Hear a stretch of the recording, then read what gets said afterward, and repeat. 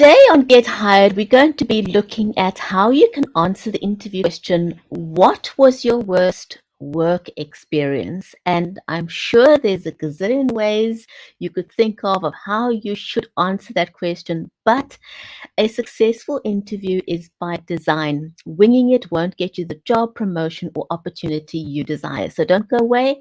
We'll be right back and we'll show you how to answer that question successfully.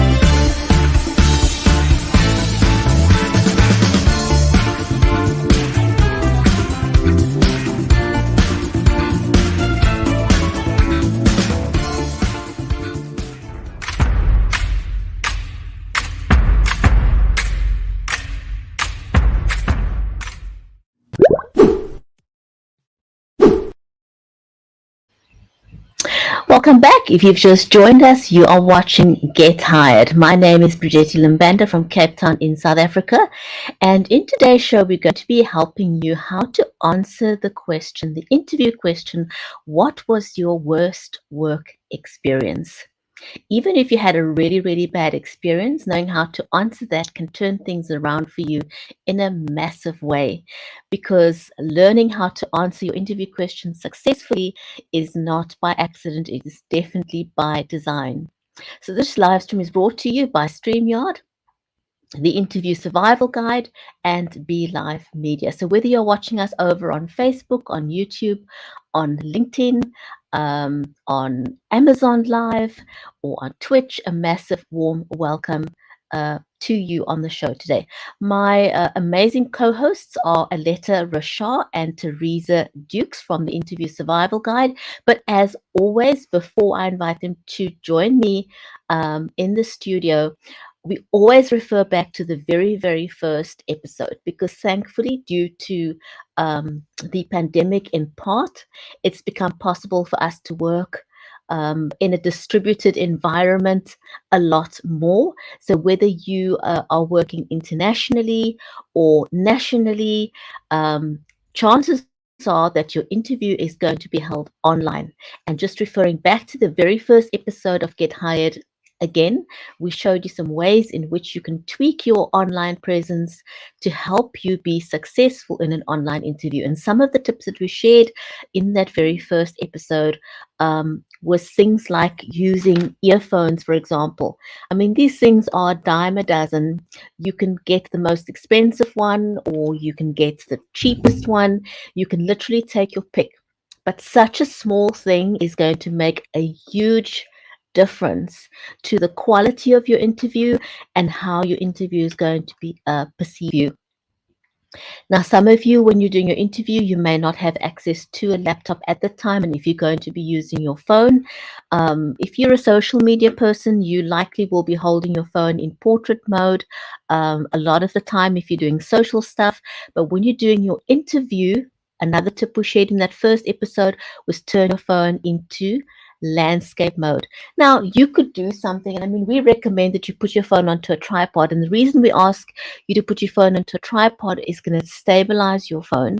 You do not even want to attempt holding your phone in your hand. But here's a quick hack. If all else fails, you don't have a tripod, you can take your phone and literally take sticky tape or tic tac or something and actually put your phone onto a window. The great thing about that is you're going to have your phone at the correct 90-degree angle, and you're going to have front facing lighting, also something we covered in that very first um, episode, and that'll give you the best possible look that you can have, so that you can ooze more confidence knowing that your interviewer can see you clearly. And the earphones are also going to help with the quality of the sound. And I mean, again, you can get Bluetooth ones. There is just such a huge selection, anything that you can use to level up so that you come across the confident person that you should be in your interview. And of course, if you are using your laptop, we showed you how you want to raise your laptop to make sure that your camera is at eye level. Um, Something simple like cleaning the lens. Make sure that the lens of if you're using a webcam, anything, I recommend anything in the Logitech range if you are wanting to level up from just the camera on your laptop, but just cleaning the lens of your webcam again will make a huge difference. It shows you pay attention to detail. So now I want to welcome my amazing co-hosts onto the guest. Aletta Rochat is a certified world-class speaking coach, an interview coach, a distinguished Toastmaster, author, and the founder of Voicing Your Potential, and also co-founder of the Interview Survival Guide. She's trained and spoken in over 22 countries with a proven system to help you get hired. And Teresa Dukes is a certified world-class speaking coach, also a best-selling author and co-founder of Interview Survival Guide, and she has trained in excess of 30,000 people from around the globe in effective communication skills, and she helps people be heard, understood, and remembered. So my two co-hosts are more than qualified to help you be successful in answering these interview questions. And so with that, I'm going to welcome them to join me. Teresa and Aletta, welcome to the show. So glad that you are here today. Thanks, Bridgetti. Lovely to be here. So we're going to be diving into the interview question. And I mean, to me, this is, you can actually put yourself right into a hole if you don't know where to start with this question. What was your worst work experience? And I think if you don't quite understand where the question is coming from, you can dig a hole for yourself straight away. So I think maybe could we start with what is the reason a prospective employer would want to ask you that question? Well, I will start that off for you. Thanks, So one of Teresa. the Yay. So one of the reasons a prospective hiring manager or boss would want to know that is because they want to get to know you a little bit. They want to understand how you operate. So if you can express to them the worst experience you've ever had and make it sound like it was the best, they're going to really want to know a little bit more. They want to know, they will want to know how you managed to flip it. How did you manage to be able to turn things around, whereas it was like doom and gloom, and then now you've ended it with this wonderful rainbow effect that's going on. So they're not trying to throw you under the bus. That's the first thing you want to remember. They're wanting to get to know you. That's the second thing. And the third thing is they want to know how you deal with stressful situations. So those are the three reasons why they're asking that question. Wow, that's gives one a good sort of basis for this conversation. Aletta, is there anything you wanted to add to that? Yes, thank you. I think it also gives the interviewer an insight as to what makes you tick, what pushes your buttons, what type of stress is the one that would be defined as the worst experience. And that'll give them clues as to how well you'll fit into that particular work environment, which probably it's a given. There will be stresses and strains, and your stress or the worst example of a work experience might be similar to what they're going through, in which case they can assess how you adapted to it, and as Teresa said, how you coped with it and how you didn't get dragged down by it. But it gives them an insight as to what makes you stressed, what in your definition is the worst thing. For one person, it could be that there was a lack of communication. For another thing, it could be that we weren't able to deliver on time. So each one of us has a different area where we would consider a disaster to have happened. And that gives them insight as to how you think. Thanks very much for that insight. I think it does give one a nice basis for this conversation today. So where do you start to flipping that question from the worst possible experience to the lesson that you learned? In other words, what I think we're wanting to get across here is not to focus on the experience per se as much as what the lesson was, the outcome, and how you dealt with it. Is that correct? So I think we're looking for you to take the emotion out of that situation, because whenever we go through something that is stressful or we think it was the worst thing in the world, we start to relive what we went through, how we were feeling, what it made us, how it made us react, how we actually started to deal with other people because of the emotion that is attached to that worst case scenario, shall we say. And if we can, remove that emotion, then we can focus on it from a business point of view. And that's what that interviewer wants you to do. They want you focusing on the business perspective, the impact, and everything that you can bring into it that showed you learned something valuable from that really horrible situation. But this is how you approached it, and this is how you were going to then actually make sure you never found yourself in that type of situation again. But if we do not get rid of the emotion, it drags us down. It's kind of like those crabs pulling on you. If you're in a bucket of crabs, a barrel of crabs, they pull you down. So we want to be able to have that uplifted, emotionless answer that's focusing specifically on the business. I hear you. So you really don't want to put yourself in any kind of position. And again, every time we have the show, the thing that comes through a lot for me is preparation, that you don't get sucked into becoming emotional about something. And I think the interviewer will pick that up, right? If you are not really prepared and that question triggers an emotion, it's something they can see straight away.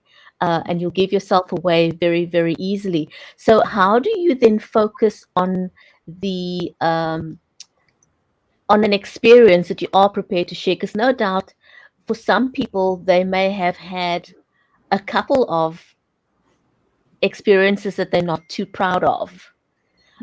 So how do they decide which one it is that they can focus on without becoming emotional? Maybe Aletta, if you could give me your perspective on that.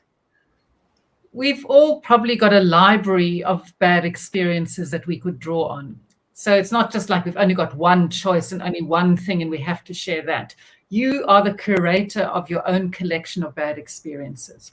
So when it comes to answering a question like this, be strategic. Which of your bad experiences can you describe and can you analyze? In other words, even though it might have been emotive at the time, what went wrong? Was it a process? Was it communication? Was it a budget inefficiency? Was it a contractor that let you down? You've got to be able to analyze what went wrong.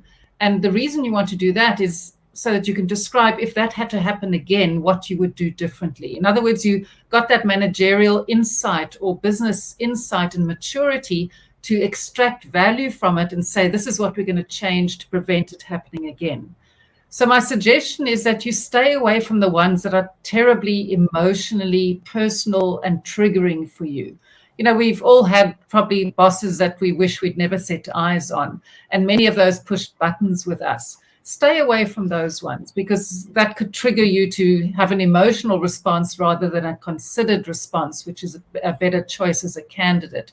So choose ones where it's a process issue, a communication issue, a interdepartmental, priorities not syncing issue, something like that, that's slightly less emotive, but that you can describe what went wrong, and you can also articulate what you would do differently to stop that happening again. So here's an interesting question. If someone's had a recent bad experience and they're wanting to relate that, how long does it take for somebody to overcome that emotional response if they were to take on some coaching, which we recommend, obviously? How long does it typically take for a person to overcome not focusing on the emotion so much? So I'll jump in there, Bridgetti. This is it will vary. It will vary according to the individual and how in tune to themselves they are. Coaching, we can work through it in 3-4 sessions, whatever. But it's really helping that individual understand that if they can unpack it and they can talk about it openly over 2 or 3 sessions, then eventually we can curate that story, like Aletta said, in a way that will show the skill that they're trying to spotlight here, instead of the emotion that is really wrapped up in it when you're dealing with something that is still very, very fresh. There will be examples that you may never be able to unravel or unpack. And those are the ones you absolutely want to stay away from. But I really think that whatever story you decide you want to focus on, the most important thing about that story is the relevance that it has to the company and the job that you're applying for. So if there is a skill set within that story that you want to showcase and spotlight, and it is the strongest one that you have, then it will absolutely pay dividends for you to unpack it and work with a coach to make sure that you are focusing on the right things and not the negatives that seem to impact us when it comes to emotional baggage. So here's an example. What if you have a situation where a person had a bad experience and they end up leaving the company because the company reneged on a promise or a promotion or something like that? Is it possible to even relay that experience in a manner that doesn't trigger an emotion? Because one can imagine how emotionally disturbing it is when you were counting on a career path within an organization and they renege on that. Is it possible to talk about that in a manner that doesn't get personal? I think absolutely, Bridgetti. My approach to that kind of question would be to articulate very briefly what went on. I was promised a promotion, or I was promised this, and the company didn't deliver. And you can go into the reasons why, but probably just skirt over it. And you relate it back to your core values. One of my core values is that what I say is what I do, and I'm a person of honor and integrity. And I felt that I wanted to be working with a company that mirrored that same core value. So you're not going into the he said, she said, and the deep emotion and the deep disappointment, but you're relating it back to something positive that the company would value, which is your ability to act with integrity and to be committed to what you say you'll deliver. And that's a way you can spin it, that even though it was a horrible experience, you left for a positive reason because you want to align yourself with a company that has the same core values as you do. And can I add to that, Bridgetti? Sure. There are going to be times when a company, with all best laid plans, things go wrong and they have to pull that offer. And you as an individual have to be professional when something like that happens, and actually just accept that, things are not guaranteed, even though they have made this promise. Until you get the paperwork and you sign that contract, it's not in stone. So just remember that things change. Things are in constant turmoil at the moment, especially. So don't react negatively as if it's a personal reason they've pulled it on you. There may have been other reasons that are beyond their control, strategically, operationally, that offer was pulled. So just keep that in mind. Very good guideline there. Now, how would you determine which of your not so proud experiences would not be the best one to use in your interview? I think it's the ones that either trigger a lot of emotion within you, or where you are tempted to throw somebody under the bus and blame. If only you knew how bad my boss was, you'd understand why this was the worst experience. We don't want to go there. You've got to be able to extract to the issue and what went wrong in an unemotive way. And if you can't do that, it's probably not the right story for you. And also ask yourself, why are you sharing that story? What are you trying to highlight? You're trying to highlight that you can cope with certain situations, that you've learned from it, or that stressful situations don't get you down. You manage to turn it around and keep the team on track. So there's always a purpose for sharing the story. So choose the experiences which allow you to spotlight something that you're proud of, even though it came as a result of a bad situation. So there's always not, from what I'm hearing you both are saying, there's always an opportunity to turn it around in your favor, no matter how bad that experience was, because it can also demonstrate your ability to deal with difficult situations, correct? Or even show your level of emotional intelligence, which I think is a huge thing for most companies. Is that correct? That's absolutely correct, Bridgetti. And, one of the things that Aletta and I love to do is work with people to identify their core strengths. We want to help them step into their power, because once you identify what you're really good at, you won't get stuck in that trap of going down that emotive road. But until you identify what you are really good at, what strength you excel at, things that people come to you for, it's really difficult for you to step up a level in management, because if you can't identify your strengths, you cannot step into any kind of power. And people only want to follow other people who they believe know what they're doing. So when we work with individuals, we help them identify those powerful strengths that they have, which will also uncover the potential that they're going to be able to bring to the table.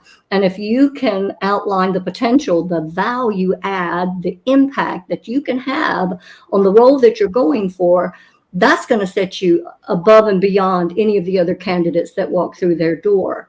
And that's where we love working with people to identify those strengths, help them step into their power, and uncover that key potential that will land them that promotion, that new job, or even, get them thinking about, where I want to go. Do I want to go to C-suite? Do I want to go somewhere else? Do I want to start my own company? And that's part of this coaching that Aletta and I absolutely love doing. Yeah, if I can just add on. Sorry, if I could just add on there, one of the key things we help our clients do is to develop the mindset they need to become the person that people want to hire or promote. And a lot of that mindset is demonstrated in the way you approach the answers to interview questions, the thinking that you bring to the table, the maturity, the insights that you share. And that is part and parcel of it. Skills aren't enough.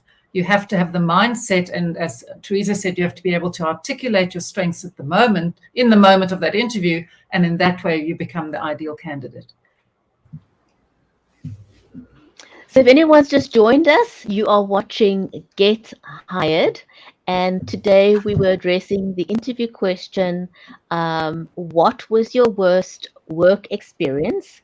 And the key takeaways from that was we were helping you how to flip it from the worst experience into the lessons you learned, how to focus on an experience instead of possibly the person, and then also how to choose the correct experience to share when you're asked that question.